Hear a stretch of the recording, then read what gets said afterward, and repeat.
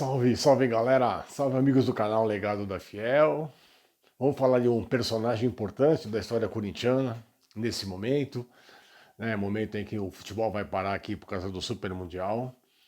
Então vamos preparar aqui um capítulo, alguns capítulos de alguns personagens que falaremos daqui pra frente. Já temos tantos aí no canal Legado da Fiel, né? Já deixe o seu like se você não conhece o canal Legado da Fiel, já se inscreva no canal, dê essa força aí pra gente, tá bom? Hoje eu quero falar de um jogador importantíssimo, importantíssimo, importantíssimo na nossa história. O Danilo Gabriel de Andrade. Exatamente, o Zidanilo. Um dos jogadores mais importantes que já vestiram a nossa camisa. Um meia que tinha uma classe, um jeito, né, cadenciado de jogar. E muitas vezes foi até criticado por isso, por acharem que ele era muito lento, mas ele tinha uma capacidade de domínio de bola ali entre as linhas, de fazer a triangulação, de fazer o drible curto, apesar da sua altura, 1,85 m de altura. Ele que nasceu no dia 11 de junho de 1979, né? Então, nós estamos fazendo esse vídeo aqui no mês de junho, vocês vão ver só um pouquinho mais para frente, mas então já estará aí com 46 anos de idade. Mas foi um jogador de uma capacidade técnica, de uma visão de jogo, né, absurda, absurda. Eu acho que muito poucas vezes tivemos jogadores desse nível. Eu considero, por exemplo, o Thales, eu considero o Dino Sani, jogadores que tiveram esse poder de organização, de classe, de categoria, no meio de campo ali na história corintiana, como meia-direita, né, como jogadores de meio de campo pelo lado direito, e possivelmente sim, foi um cara de uma visão de jogo absurda, um super campeoníssimo. Ele começou lá jogando nos infantis do São Paulo, depois foi para o Goiás. O São Paulo o repatriou depois novamente. Depois ele foi para o Kashima, do Japão, onde o Corinthians foi buscá-lo. Lá nos meados de 2010, quando o Corinthians começava a montar aquele projeto do centenário. E mesmo com a saída de Roberto Carlos e do próprio Ronaldo Fenômeno, o jogador se tornou importante. E o Corinthians montou um time muito competitivo naquele ano, 2010, 2011, período em que ele começou a se destacar e reganhar realmente seu espaço dentro do time. E 2011 foi fundamental na conquista do Campeonato Brasileiro.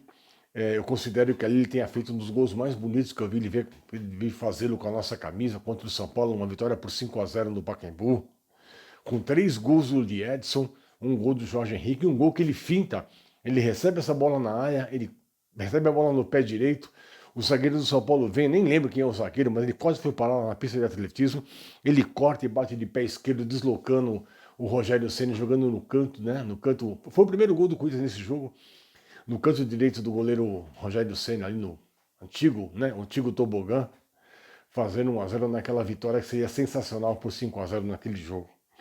Foi importante também em 2011, naquela trajetória de uma campanha muito sólida do Corinthians naquele Campeonato Brasileiro.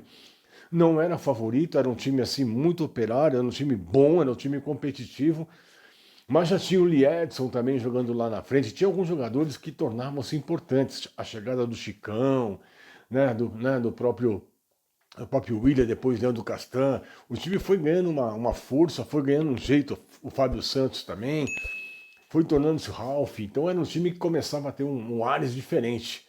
Um ares assim mais competitivo e que daria assim, seria a base, né, daquele time que depois ganharia a Libertadores da América em 2012 e também o Mundial Interclubes, o bicampeonato lá no Japão. Então, a chegada do Danilo, para mim, é uma mudança, né, técnica, uma mudança de comportamento dentro do campo. Era um jogador que fazia o time pensar, era um jogador que fazia a bola andar com muita cadência, né, com inteligência. Ele não corria muito, mas ele tinha, né, aquele toque de primeira, aquele domínio de bola que ele já dominava a bola, já praticamente fintando o adversário. Dificilmente perdia uma bola no pé, era muito raro que isso acontecesse. Tinha essa facilidade, tinha o drible curto, né, aquela coisa de trazer, de canhoto, né, de trazer para a perna direita assim muito rapidamente. É difícil de você marcar um jogador com essa característica. E assim foi o Danilo durante muito tempo fazendo essas jogadas. Foram 359 partidas com a camisa corintiana, foram 35 gols, foram 8 títulos conquistados por esse grande jogador de futebol que vestiu a camisa no período de 2010 a 2018. Ele chega com 30 anos e sai com 39 anos, com 8 títulos conquistados de uma maneira muito, né, muito significativa para nós. Campeão paulista em 2013, né? Participação aí, principalmente do jogo da final, quando ele faz o gol de empate lá na Vila Belmiro. O Corinthians precisava de um empate contra o Santos lá dentro, já que tinha vencido a primeira partida no Pacaembu. E nesse gol de empate ele garante o título, o 27º título paulista do Corinthians naquele momento. Ele ganha também o Campeonato Paulista de 17 e 18, muito importante também. Já não era um titular, em 2018 já não era tão titular assim, mas quando entrava era um cara que resolvia. Campeão brasileiros em 2011, 15 e 17. 15 foi um ano maravilhoso desse jogador, um time absurdo, ele com o Renato Augusto no meio, era um time fantástico, o Ralf, é um time praticamente imbatível, né? Uma campanha fantástica do Corinthians naquele Campeonato Brasileiro de 2015. Ganhou também a Recopa Sul-Americana contra o São Paulo, no Pacaembu, em 2013. Ganhou a Libertadores da América em 2012, quando ele faz um gol muito importante, que é o gol nas quartas, na semifinal contra o Santos, e que o Corinthians tinha ganho a primeira partida com o gol do Emerson Sheik lá na Vila Belmiro, e depois precisaria de um empate no Pacaembu para passar para a final, enfim, para a final de uma Libertadores da América. O Corinthians sofre o primeiro gol do Neymar, mas no comecinho do segundo tempo, ele numa jogada, numa categoria, ele domina a bola e bate no canto direito do goleiro do Santos, empatando o jogo e nos levando, graças a Deus, à final da Libertadores da América. E na final também foi fundamental na segunda partida, depois do empate lá em La Bombonera, 1-1, né, aquele gol do Romarinho, e que nos deu a condição de disputarmos dentro da nossa casa em condições de igualdade contra o Boca Juniors. Ele que inicia a jogada do primeiro gol naquela cobrança de falta do Alex. A bola sobra ali para o Danilo, que de calcanhar, meio que de metatarso aqui, joga a bola na barriga do Emerson Sheik, a defesa saindo, ele domina, fica de frente por Orion e bate no seu canto esquerdo, fazendo 1-0 naquele jogo. Depois viria o segundo gol também do próprio Emerson Sheik. E o Corinthians ganharia, enfim, a sua Libertadores da América. Ele que ganharia a sua segunda, já que tinha ganho no São Paulo anteriormente, e daria toda essa alegria para a fiel torcida. Ele foi entrevistado uma certa vez para perguntar a importância desses títulos, já que ele jogou no rival também, se no Corinthians foi diferente o sabor em relação ao nosso rival, São Paulo Futebol Clube, naquele momento. E ele foi muito claro, falou, sim, todas as conquistas são importantes, mas a Libertadores no Corinthians foi muito diferente, porque o Corinthians nunca tinha ganho essa Libertadores, né? Era um título inédito, nós entraríamos da história de uma forma definitiva, e a própria aclamação da torcida, a própria mídia, a própria atmosfera, ela se sentiu muito mais acalorada, muito mais assim forte, quando o Corinthians foi disputar a sua Libertadores contra o Boca Juniors, do que quando o São Paulo disputou contra o Atlético Paranaense, quando ele ganha a Libertadores pelo time rival.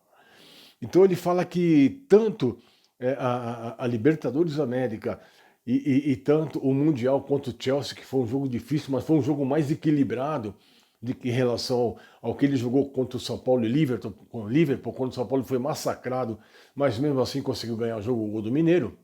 Ele fala que em termos de equipe, em termos de comportamento, e outra, tudo aquilo que foi visto no Japão, a movimentação da torcida, o que ela fez aqui no aeroporto, todos esses componentes deram uma dimensão para ele muito maior em termos de conquista, em termos assim de consagração como jogador de futebol, já que ele era um cara mais experiente, né, já era um cara mais vivido e tal, mas viveu a grande emoção de um adolescente, de um juvenil, ganhando pela primeira vez um campeonato na sua vida.